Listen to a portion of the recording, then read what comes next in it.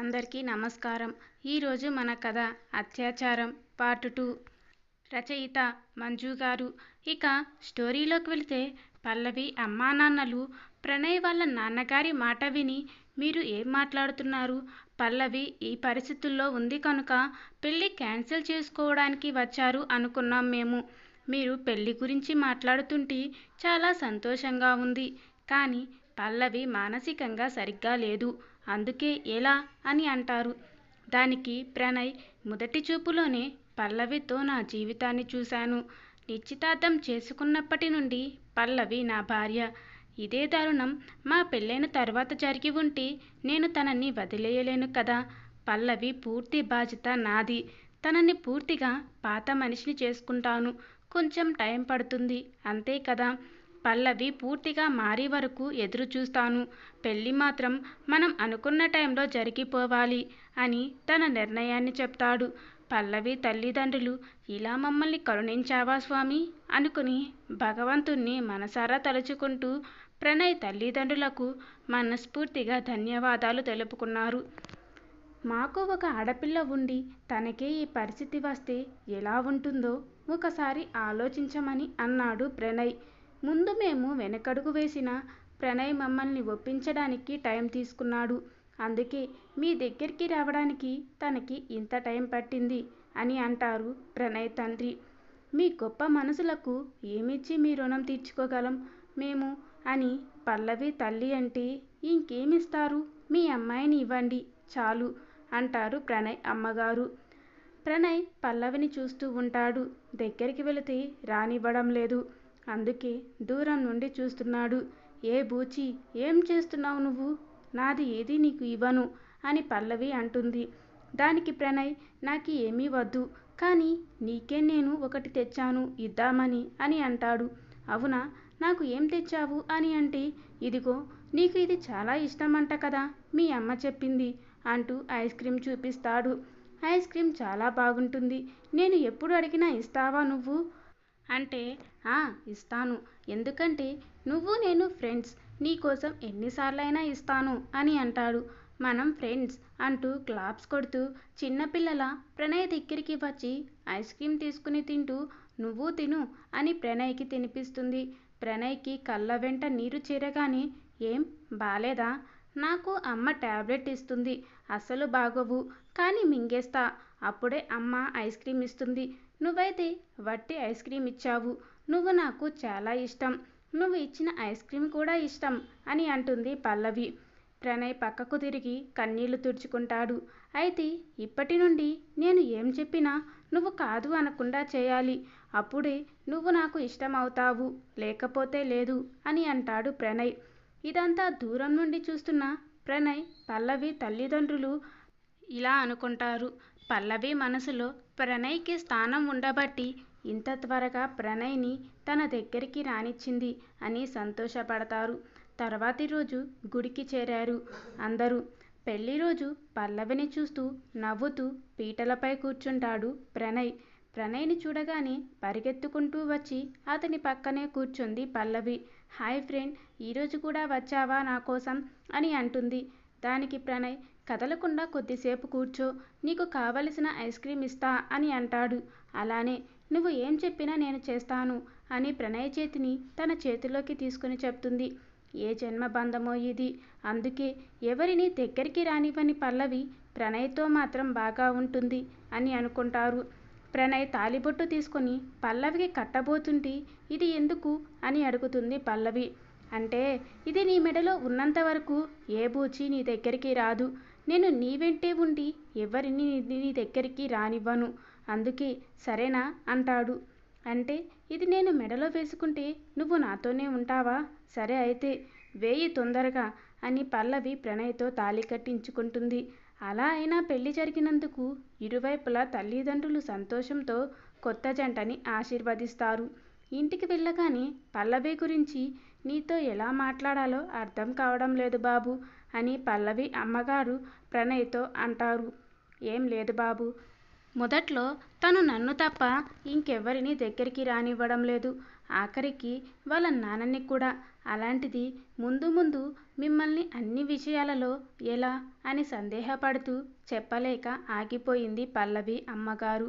తన మొదటి రాత్రి గురించి ఎలా పల్లవి రియాక్ట్ అవుతుందో అని చెప్పలేకపోయారని అర్థమవుతుంది ప్రణయ్కి. అమ్మ, మీరు చెప్పాలనుకున్నది నాకు అర్థమైంది. పల్లవి నాది, తన కష్టం నాది, తనని మార్చుకునే ఓపిక నాకు ఉంది. మీరేం భయపడకండి అని అంటాడు. ప్రణయ్ మాటలకి, అతని వ్యక్తిత్వానికి మనసులోనే నమస్కరించుకొని, నీలాంటి వాడు మా పల్లవికి దొరకడం దాని అదృష్టం. చాలా సంతోషం బాబు. చాలు, నీ మాటలు నాకు ఎంతో ధైర్యాన్ని ఇచ్చాయి. త్వరలోనే పల్లవి బాగవుతుందని నమ్మకం కలుగుతుంది.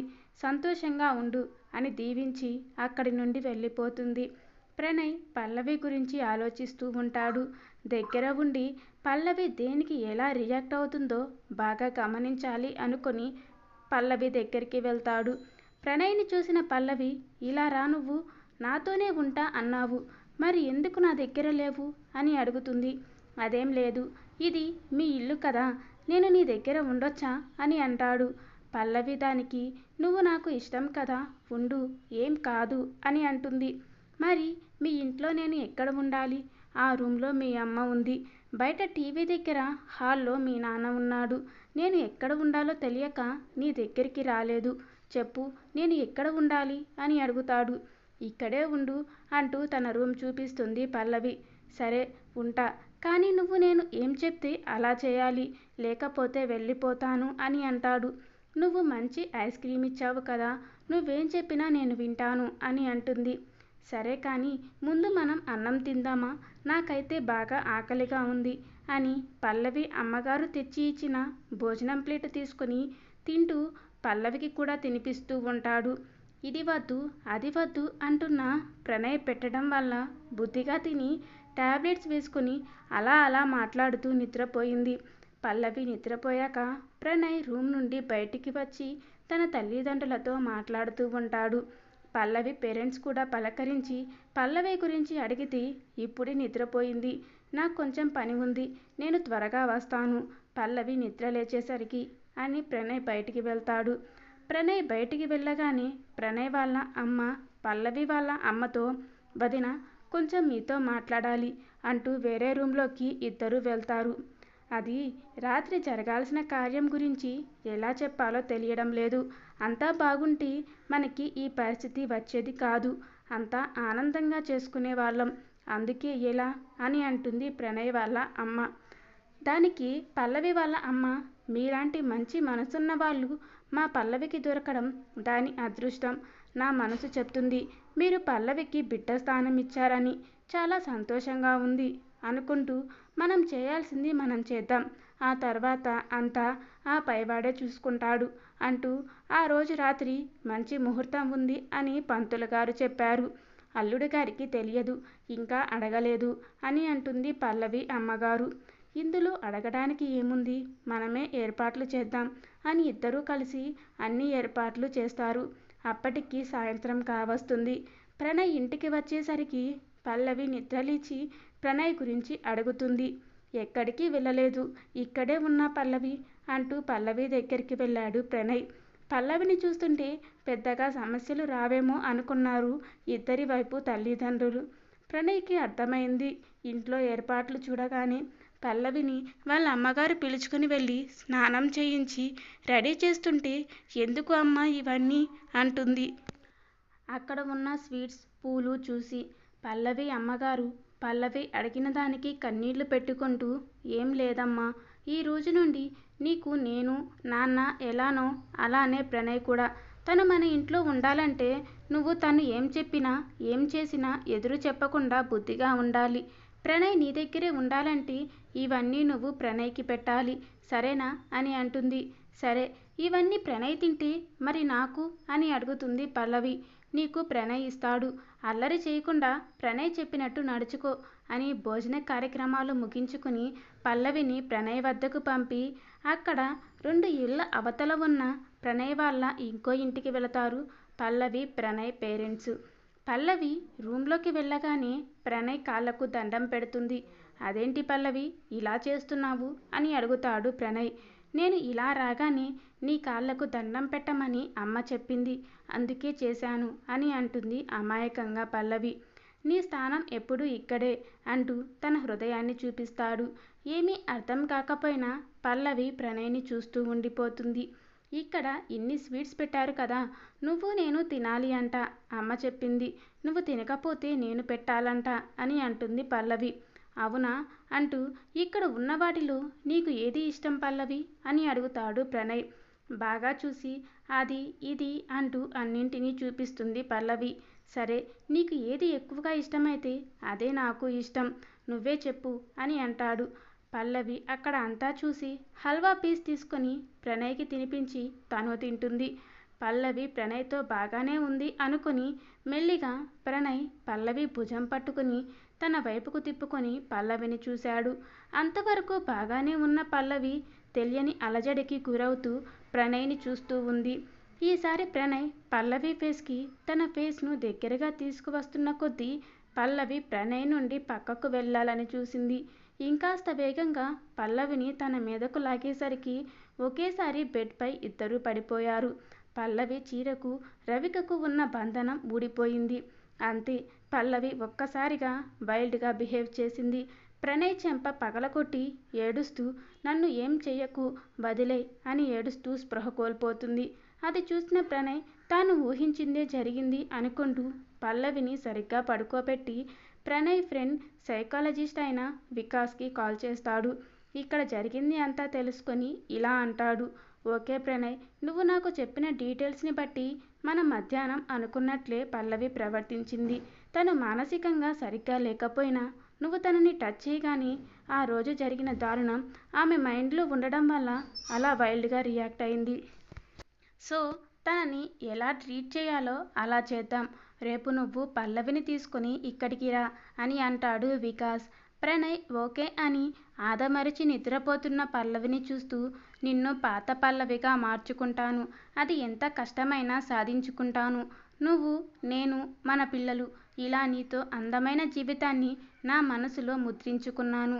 నిన్ను చూసిన మొదటి క్షణంలోని ఆ ఆనందం కలలా మారకుండా నిన్ను కాపాడుకుంటాను అని అనుకుంటూ తను కూడా నిద్రలోకి జారుకుంటాడు. తెల్లవారుజామున నిద్రలేచిన ప్రణయ్ని చూడగానే అందరికీ అర్థమైంది పల్లవి బిహేవియర్. అంతలా కందిపోయింది ప్రణయ్ మొహం. పల్లవి చేతి గుర్తులు కనపడ్డాయి. పల్లవి అమ్మగారు చాలా బాధపడతారు ఏం చేయాలి అని. ప్రణయ్ని లేవగానే చూసిన పల్లవి ఎందుకు నీకు ఇక్కడ ఇంత ఎర్రగా కందిపోయింది అని ప్రణయ్ చెంపని ముట్టుకొని అంటుంది. ఏం లేదు కానీ నువ్వు నేను బయటికి వెళ్దాం, త్వరగా రెడీ అవ్వాలి సరేనా అంటూ పల్లవి అమ్మగారిని పిలిచి రెడీ చేయమని చెప్పి తను బయటికి వెళ్ళిపోతాడు. పల్లవి అమ్మ పల్లవికి స్నానం చేయించి రెడీ చేస్తుంది. ప్రణయ్ కూడా రెడీ అయ్యి టిఫిన్ చేశాక పల్లవిని తీసుకొని వికాస్ దగ్గరికి బయలుదేరాడు. దారి పొడుగునా ఏదో ఒకటి మాట్లాడుతూనే ఉంది పల్లవి. భలే భలే, అది బాగుంది, ఇది చూడు అంటూ ఏదో ఒకటి చెప్తుంటే ప్రణయ్ వింటూ ఉన్నాడు. వికాస్ క్లినిక్ రాగానే ప్రణయ్ పల్లవిని తీసుకుని ఛాంబర్ వైపుకు వెళుతుంటాడు. అక్కడే పక్కన ఉన్న ఇంకో హాస్పిటల్ బోర్డు చూసి అంటే నువ్వు నాకు ఇంజెక్షన్ చేయించడానికి తీసుకువచ్చావు కదా, నేను రాను, ఇంటికి వెళ్దాం, నేను నిన్ను ఇంకెప్పుడు ఐస్ క్రీమ్ అడగను, ప్లీజ్ ప్లీజ్ అని గోల చేస్తుంది పల్లవి. ప్రణయ్ చెప్పేది కూడా వినకుండా. అప్పుడే అక్కడికి వచ్చిన వికాస్ పల్లవిని చూస్తూ పల్లవి ఒక్క నిమిషం అంటాడు. ఎవరు నువ్వు అని అడుగుతుంది పల్లవి. నేను నీ ఫ్రెండ్ని, ఇక్కడ డాక్టర్ని, నా పేరు వికాస్. నువ్వు ఎక్కడికి వెళ్ళాల్సిన అవసరం లేదు, నువ్వు ఇక్కడికి రావాలి అని తన రూమ్ వైపు వెళ్దాం అంటాడు. అంటే ఇక్కడ ఇంజెక్షన్ వేస్తావా అని అడుగుతుంది పల్లవి. అసలు నా దగ్గర ఇంజెక్షన్ ఉండదు, నేను అందరికీ ఆయింట్మెంట్ మాత్రమే పూసి పంపిస్తాను అని అంటాడు వికాస్. ఇతను చాలా మంచివాడు, అసలు అటువైపు వెళ్తే ఇంజెక్షన్ వేస్తారు, ఇక్కడ వేయరు కదా అని ఇటు తీసుకుని వచ్చాడు కదా అని అంటుంది పల్లవి. పల్లవి నేను ఇతనితో కాసేపు మాట్లాడాలి, నువ్వు నాతో రావా, నాకు ఒక్కడినే వెళ్ళాలంటే భయం అని అడుగుతాడు ప్రణయ్. సరే భయపడకు, నేను నీతో ఉంటాను అని పల్లవి అంటుంది. పల్లవితో మాట్లాడుతూనే తనని అబ్జర్వ్ చేస్తుంటాడు వికాస్. ప్రణయ్కి ట్రీట్మెంట్ ఇవ్వాలి, నువ్వు కొంచెం హెల్ప్ చేస్తావా అని పల్లవిని అడుగుతాడు వికాస్. ఏమైంది ప్రణయ్కి అని అంటుంది పల్లవి. ఏం లేదు, తన చెంప చూసావా ఎలా ఉందో, నొప్పిగా ఉంది అంటూ నాకు చెప్పాడు. తనకి మందు రాయాలి, తను వద్దు అంటున్నాడు, అందుకే నువ్వు హెల్ప్ చేయాలి సరేనా అని అంటాడు వికాస్. నేను ఏం చేయాలి అని పల్లవి అడిగితే, తనకు నేను నొప్పి తగ్గడానికి ఆయింట్మెంట్ రాస్తాను, నువ్వు ప్రణయ్ ఎక్కడికి వెళ్లకుండా గట్టిగా పట్టుకో అని అంటాడు. సరే హెల్ప్ చేస్తాను అంటుంది పల్లవి. ప్రణయ్కి ట్రీట్మెంట్ ఇస్తున్నట్లు మధ్యలో పల్లవి అబ్జర్వ్ చేస్తూ మధ్య మధ్యలో హెల్ప్ అంటూ కావాలని అక్కడక్కడ ప్రణయ్ చేతులు పల్లవి బాడీకి టచ్ అయ్యేలా చేస్తాడు. 1-2 సార్లు దూరంగా పోవాలని చూసినా అక్కడి ప్రణయ్ నొప్పి అన్నాడని మెల్లిగా దగ్గరికి వచ్చి ప్రణయ్ కదలకుండా గట్టిగా పట్టుకుంది. వికాస్ ప్రణయ్కు ఇలా సైగ చేసి ఇలా చెయ్యి అంటూ చెప్తాడు. తను చెప్పినట్లు చేయమని వికాస్ చెప్పింది అర్థమైన ప్రణయ్ అబ్బా నొప్పి, వద్దు వద్దు అని అక్కడి నుండి లేవబోతే పల్లవి గట్టిగా పట్టుకో, ప్రణయ్ పారిపోతున్నాడు అని అంటాడు వికాస్. వెంటనే పల్లవి తన చేతులతో ప్రణయ్ వెనుక నుండి చుట్టేస్తూ గట్టిగా పట్టుకొని, ఇంకా ఎక్కడికి పోతావు నువ్వు అంటూ, నువ్వు త్వరగా రాయవయ్యా ఆయింట్మెంట్ అని వికాస్ని ఉద్దేశించి అంటుంది. అయినా నువ్వేం డాక్టర్వి, ప్రణయ్కి మందు వేయడం కూడా నీకు రావడం లేదు, నీకు నేను హెల్ప్ చేయాల్సి వస్తుంది అని అంటుంది పల్లవి అమాయకంగా. పల్లవి మాటలకు ఇద్దరు ఒకరిని చూసి ఒకరు నవ్వుకుంటారు. అంతసేపు తన హృదయ భాగానికి ప్రణయ్ హృదయ భాగం టచ్ అయినా కూడా ఇంతకు ముందులా బిహేవ్ చేయలేదు పల్లవి.